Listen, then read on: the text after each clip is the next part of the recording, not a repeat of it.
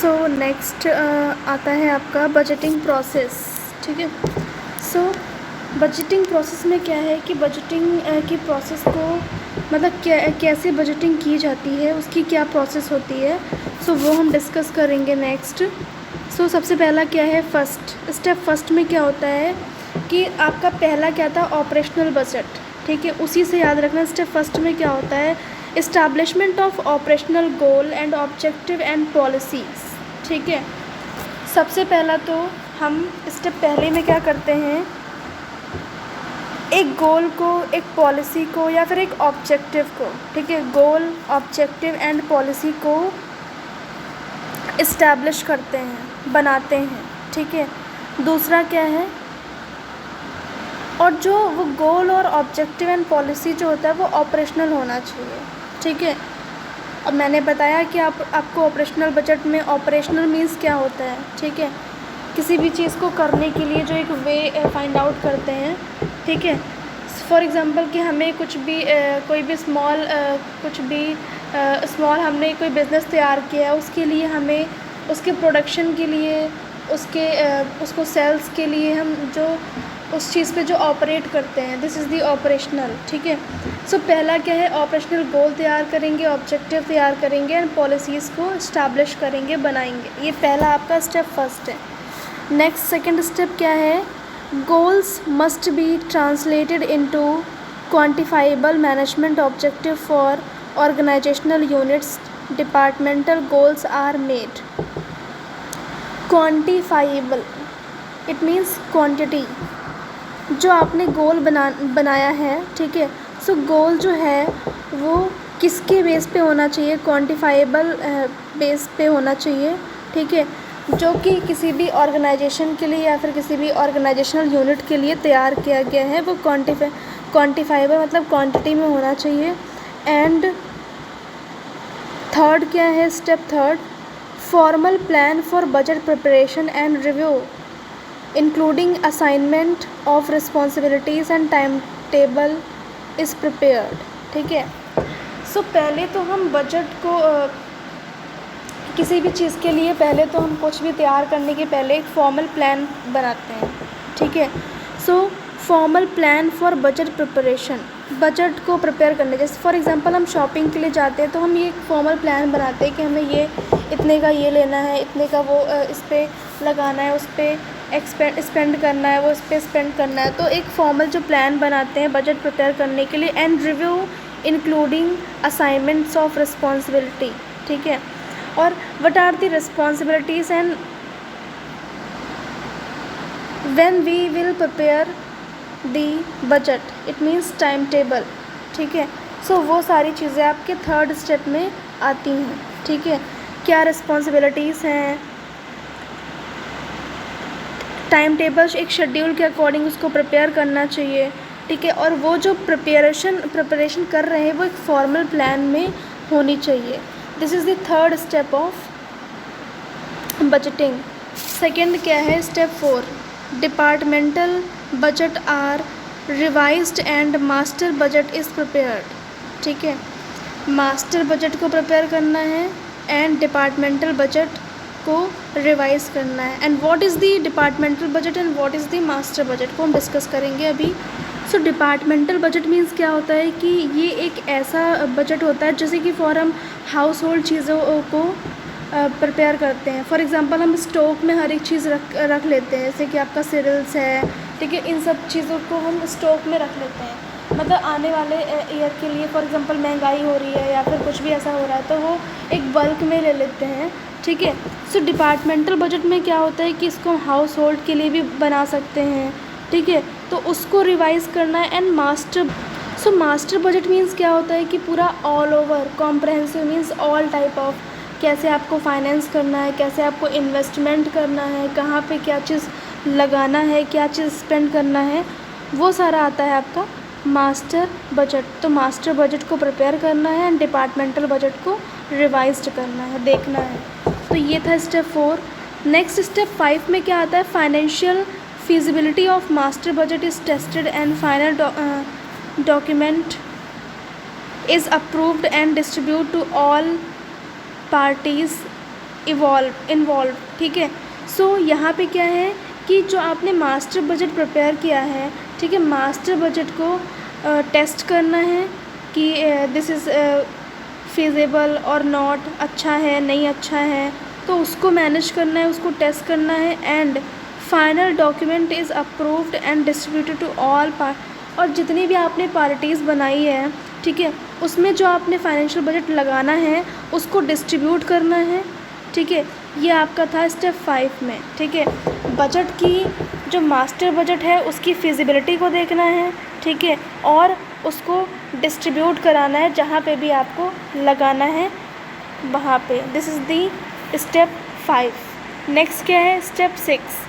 Every head of the office required to prepare budget estimate in respected of salaries of establishment and contingent expenditure and others, example telephone of, ठीक है।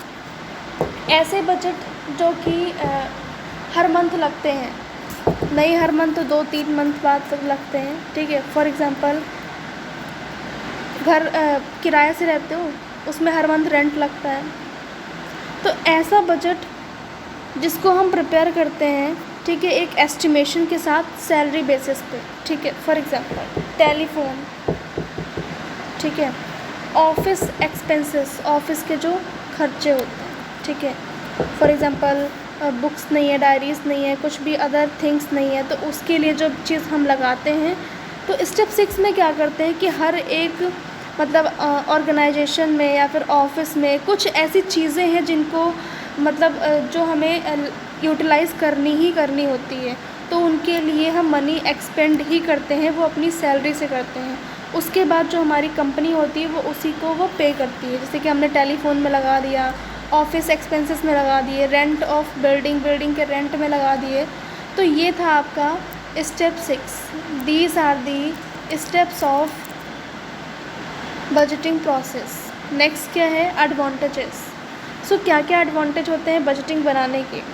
सबसे पहला तो हम इस budgeting अगर आपने बनाया है तो जो भी आपने चीज़ें प्लान की हैं वो एक सूटेबल वे में चल सकती हैं और आपका फोकस उन सारी चीज़ों पे है जो एग्जैक्ट आप परचेज़ करने के लिए गए हैं। दूसरा क्या है कि इसमें क्या लिखा है कि fixes accountability, assignment of responsibility and authority. जो भी आपका फॉर एग्ज़ाम्पल इनकम है या फिर सैलरी है या फिर कुछ भी चीज़ है, ठीक है, तो फिक्स्ड होती है, fixed accountability and assignment of responsibility भी होनी चाहिए एंड उसकी अथॉरिटी भी होनी चाहिए, ठीक है। कैसे आपको उसको मैनेज करना है, कहाँ पे उसको यूटिलाइजेशन करना है, कितना आपको वहाँ पे इन्वेस्ट करना है, कितना आपको लगाना है। अगर आपने बजटिंग बनाया हुआ है, जैसे कि साल का कुछ लोग घर का बजट बनाते हैं, ठीक है, कुछ लोग एक मैरिज का बजट बनाते हैं, कुछ लोग एक प्रोग्राम का बजट बनाते हैं, कुछ लोग एक पार्टी का बजट बनाते हैं, तो उनके पे ऑल ओवर रिस्पॉन्सिबिलिटी होती है, कैसे उनको अथोराइज्ड करना है, कैसे उनको मैनेज करना है, कैसे उनको इसके लिए रिस्पॉन्सिबल होना है, वो सारी चीज़ें बजटिंग के अंदर आ जाती हैं अगर आपने बजटिंग अच्छे से प्रिपेयर किया है तो। नेक्स्ट क्या है, encourages managers to make careful analysis of operation. और जो भी उसको मैनेज कर रहा है उसको इनकरेज करना है कि जो भी चीज़ें हैं, जो भी वो ऑपरेशनल प्लान कर रहे हैं उस पर केयरफुली मॉनिटर करेंगे, केयरफुली असेस करेंगे, एनालिसिस करेंगे, मॉनिटर करेंगे। नेक्स्ट क्या है, weakness is revealed, corrective measures taken. जो भी आपको लग रहा है कि वीक चीज़ है या फिर यहाँ पे ये एक वीक पॉइंट है, आपको क्या करना है, उसको फाइंड आउट करना है और करेक्ट करना है, जो एक सही वे में उसको लेके जाना है। नेक्स्ट क्या है, financial matters can be handled in orderly fashion, activities are balanced. जो भी आपने फाइनेंशियली प्लान किया है उसको एक ऑर्डर के साथ में मैनेज करना है, एक ऑर्डर के साथ में हैंडल करना है। एंड सारी एक्टिविटीज़ को जितना आपने बजटिंग प्लान किया है वो प्रॉपर वे से एक बैलेंस में रखना है, ताकि वो बैलेंस बिगड़े ना, ख़राब ना हो, ठीक है, और उसी वे में उसको ले करके जाना है। अगर आपने बजटिंग प्रिपेयर किया है तो ही ये पॉसिबल है। और अभी ये तो थे एडवांटेजेस, नेक्स्ट क्या आता है डिसएडवांटेजेस, ठीक है। डिसएडवांटेजेस में क्या है, converts all aspects of organizational performances in monetary values. Only easy aspect can be considered, and equally important facts such as organizational development may be ignored. For example कुछ चीज़ें होती हैं जो कि हम इग्नोर कर सकते हैं, और कुछ चीज़ें हमें चीप रेंज में मिलना चाहिए होती हैं। तो ऑर्गेनाइजेशन में यही होता है, ठीक है। इसमें क्या होता है कि हमको हर एक चीज़ एक ज़्यादा अमाउंट में चाहिए होती है, एक बल्क में चाहिए होता है, ठीक है। सो उसके लिए हम क्या करते हैं, एक एस्टिमेशन बनाते हैं, ठीक है। उस एस्टिमेशन के अकॉर्डिंग ही हर एक चीज़ करते हैं। उसमें से एक हद तक की जो कुछ थोड़ी बहुत कम इम्पोर्टेंट होती हैं या फिर थोड़ी इम्पोर्टेंट होती हैं उनको हम इग्नोर भी कर देते हैं, ठीक है, क्योंकि वो हमारे बजट के बाहर होती हैं। और अगर बाहर नहीं भी होती हैं तो भी हम उनको परचेज़ नहीं करते हैं कि वो एक्सेस हो जाएगा, उसको क्या मतलब यूज़ है। भले ही वो आपके ऑर्गेनाइजेशन के लिए इम्पोर्टेंट है बट वो नहीं प्रेफर करते हैं, उसको वो परचेज़ नहीं करते हैं, वहाँ पे इन्वेस्टमेंट नहीं करते हैं। तो अगर आपने प्रॉपर वे से बजटिंग प्रिपेयर नहीं किया है तो आपकी बहुत सारी चीज़ें जो हैं वो मिस्टेकन होने के चांसेस रहते हैं, ठीक है। भूल गए, नहीं ला पाए, ठीक है, छूट गया, तो ये सारी चीज़ें बहुत ज़्यादा होने के चांसेस रहते हैं। नेक्स्ट क्या है, may become an end in itself instead of means to hand budgetary goals में सुपरसीड एजेंसी गोल्स। मोस्टली हम लोग चाहते हैं कि ये जो अपने खुद से ही ये ख़त्म हो जाता है, ठीक है। जैसे कि बजट बनाते हैं, हमने प्रिपेयर किया, तो प्रिपेयर करने के बाद जब हमारी सारी चीज़ें ऑल ओवर डन हो जाती है, हिले रहते हैं, तो वो फिनिश हो जाता है उस टाइम पे, ठीक है।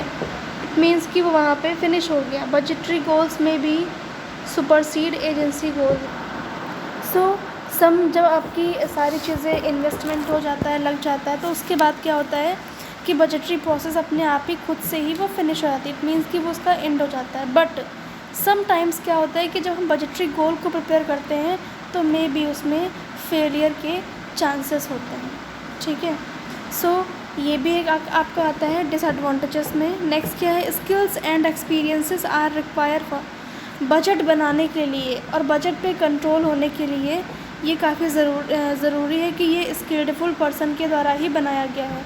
समटाइम्स क्या होता है, कुछ ऐसे मेंबर्स होते हैं जिनको बजट के बारे में नहीं पता होता है, कैसे क्या होता है budgeting, what is the means of budgeting, what is the importance of budgeting, so कैसे हाउ इट प्रिपेयर्स, कैसे इसको प्रिपेयर करना है और कैसे मैनेज करना है। तो अगर उसके लिए स्किल्डफुल पर्सन नहीं है तो वो बजट को प्रिपेयर नहीं कर सकता है, उसके ऊपर कंट्रोल नहीं कर सकता, बजटरी प्रोसेस पे उसको सक्सेसफुली कंट्रोल नहीं मिलेगा। तो इसके लिए प्रॉपर स्किल्स भी होना चाहिए और प्रॉपर एक्सपीरियंस भी होना चाहिए। नेक्स्ट क्या है, टाइम कंज्यूमिंग एंड एक्सपेंसिव। काफ़ी ज़्यादा एक्सपेंसिव होता है और टाइम काफ़ी ज़्यादा कंज्यूम करता है। So this is the advantages and disadvantages of budgeting. I hope you understand. Thank you class.